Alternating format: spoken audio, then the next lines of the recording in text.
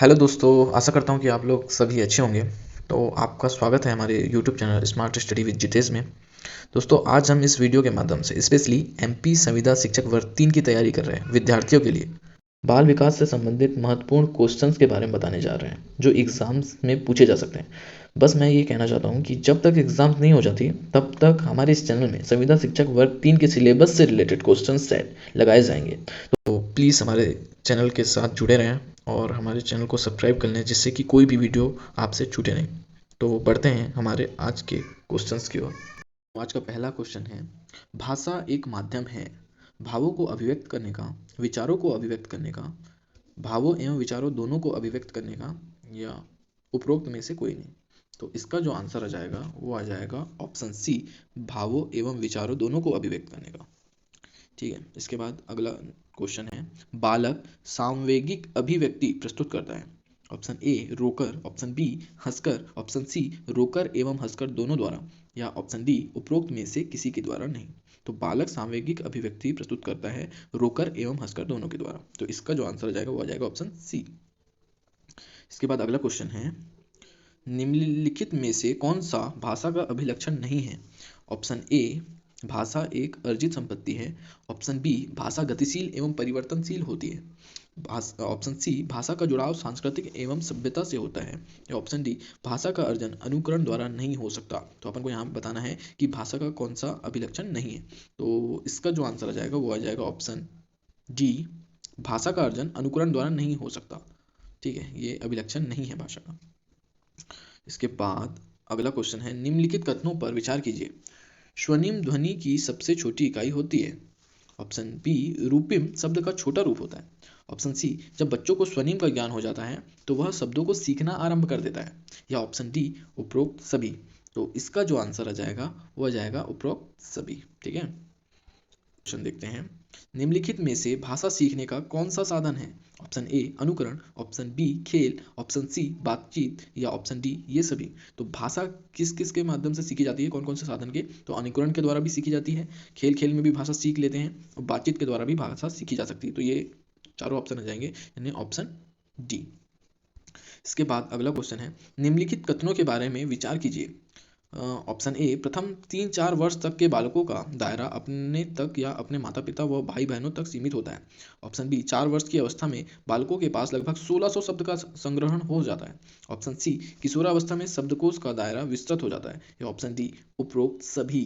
तो इसका भी आंसर आ जाएगा उपरोक्त सभी। ठीक है, इसके बाद अगला क्वेश्चन है, बालक अपने परिवार तथा आस पड़ोस में प्रयोग की जाने वाली भाषा से अनुकरण या अकल के माध्यम से सीखता है।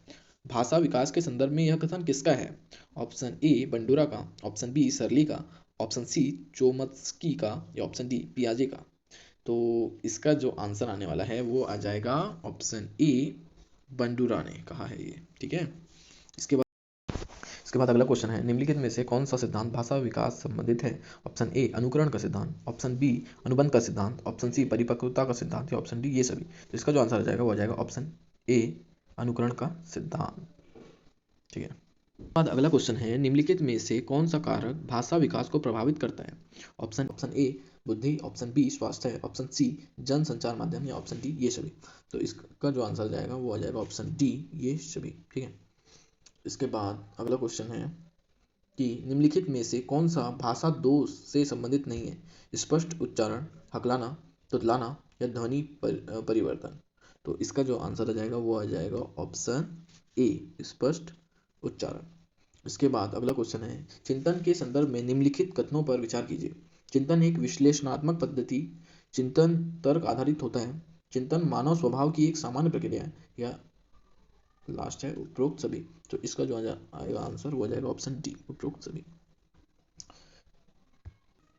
बच्चे संसार का आंतरिक निरूपण चिंतन के माध्यम से करते हैं। चिंतन के संदर्भ में यह कथन किस मनोवैज्ञानिक का है। ऑप्शन ए पियाजे, option B Chomsky, option C सरली, या ऑप्शन डी वायगोत्स्की। तो 12वें का जो आंसर आ जाएगा वो आ जाएगा ऑप्शन ए पियाजे। इसके बाद अगला क्वेश्चन है, निम्नलिखित कथनों के बारे में विचार कीजिए। तर्क उद्देश्यपूर्ण होता है, तर्क चिंतन का एक मुख्य पक्ष होता है, अधिकतम वैज्ञानिक तर्क आगमन प्रकृति के होते हैं, या ऑप्शन डी उपरोक्त सभी। तो इसका जो आंसर आ जाएगा वो आ जाएगा ऑप्शन डी, यानी इसके बाद अगला क्वेश्चन है, निम्नलिखित में से कौन सा कथन सत्य नहीं है? सृजनात्मक चिंतन सोचने की एक नवीनतम तकनीक है। यह चिंतन खोज, आविष्कार और मौलिकता को जन्म देती है। सृजनात्मक चिंतन को अभिसारी चिंतन भी कहा जाता है। यह चिंतन किसी व्यक्ति के मन मस्तिष्क में अचानक ही सृजित होता है। कौन सा सत्य नहीं है? तो इसका जो आंसर आ जाएगा वो आ जाएगा ऑप्शन सी, सृजनात्मक चिंतन को अभिसारी चिंतन भी कहा जाता है। ये आंसर गलत है। तो अगला क्वेश्चन है, भारतीय समाज का बहुभाषी विशेषता को खालिस्तान को देखा जाना चाहिए। ऑप्शन ए, विद्यालय जीवन को समृद्ध बनाने के साधन के रूप में, विद्यार्थियों को सीखने के लिए अभिप्रेरित करने हेतु, शिक्षक योग्यता की चुनौती के रूप में, शिक्षार्थियों के लिए विद्यालयी जीवन को एक जटिल अनुभव के रूप में बनाने के कारक के रूप में, या शिक्षण अधिगम प्रक्रिया में बाधा के रूप में। तो 15वें का जो आ जाएगा वो आ जाएगा ऑप्शन ए, विद्यालय जीवन को समृद्ध बनाने के संसाधन के रूप में। ठीक है, देखा जाए। इसके बाद अगला क्वेश्चन है, बुनियादी स्तर पर मातृभाषा में शिक्षा देना बेहतर है क्योंकि यह, ऑप्शन ए, बच्चों में आत्मविश्वास का विकास करेगा, ऑप्शन बी, अधिगम को सरल बनाएगा, ऑप्शन सी, बौद्धिक विकास में सहायता करेगा, या ऑप्शन डी, प्राकृतिक वातावरण में बच्चों को सीखने में सहायता करेगा। तो इसका जो आंसर आ जाएगा वो आ जाएगा ऑप्शन डी, प्राकृतिक वातावरण में बच्चों को सीखने में सहायता करेगा। इसके बाद अगला क्वेश्चन है, भाषा शिक्षण की प्रथम कक्षा किसे माना जाता है? ऑप्शन ए, पूर्व प्राथमिक कक्षा को, ऑप्शन बी, प्ले वे विद्यालय को, ऑप्शन सी, घर को, या ऑप्शन डी, उपरोक्त सभी। तो भाषा शिक्षण की प्रथम कक्षा माना जाता है ऑप्शन सी, घर को। ठीक है। इसके बाद अगला क्वेश्चन है, राष्ट्रीय पाठ्यचर्या की रूपरेखा 2005 दस्तावेज में भाषा के लिए निहित है। ऑप्शन ए, एक भाषा, ऑप्शन बी, द्विभाषा, ऑप्शन सी, तीन भाषा, या ऑप्शन डी, बहुभाषा। तो 18वें का जो आंसर आ जाएगा वो आ जाएगा ऑप्शन डी, बहुभाषा। ठीक है।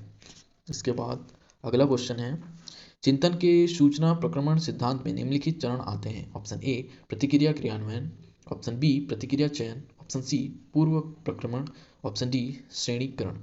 तो इसका जो आंसर आ जाएगा वो आ जाएगा, उपरोक्त चरणों का सही क्रम बताना है ना इसमें। तो option A, B D C A, option B, C A D B, option C B D A, या option D, C D B A.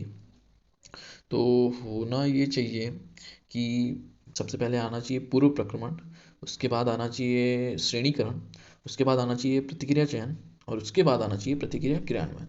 तो इसका जो आंसर आना चाहिए वो आ जाएगा ऑप्शन डी। ठीक है।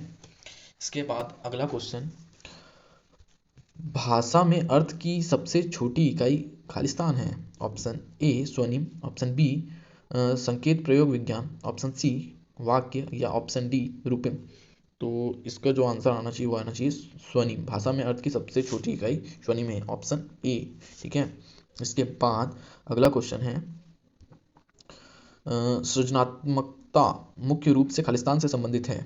Option A, modelling, option B, अनुकरण, ऑप्शन सी, अभिसारी चिंतन, या ऑप्शन डी, अपसारी चिंतन। तो सृजनात्मकता मुख्य रूप से आ जाएगा अपसारी चिंतन, यानी बहुविध चिंतन पे आधारित है, संबंधित है, सॉरी। ठीक है, अपसारी चिंतन। इसके बाद अगला क्वेश्चन है, मैडम चाय खाती है, वाक्य। ऑप्शन ए, अर्थ विज्ञान एवं वाक्य विन्यास दोनों की दृष्टि से सही है। अर्थ विज्ञान एवं वाक्य विन्यास दोनों की दृष्टि से गलत है।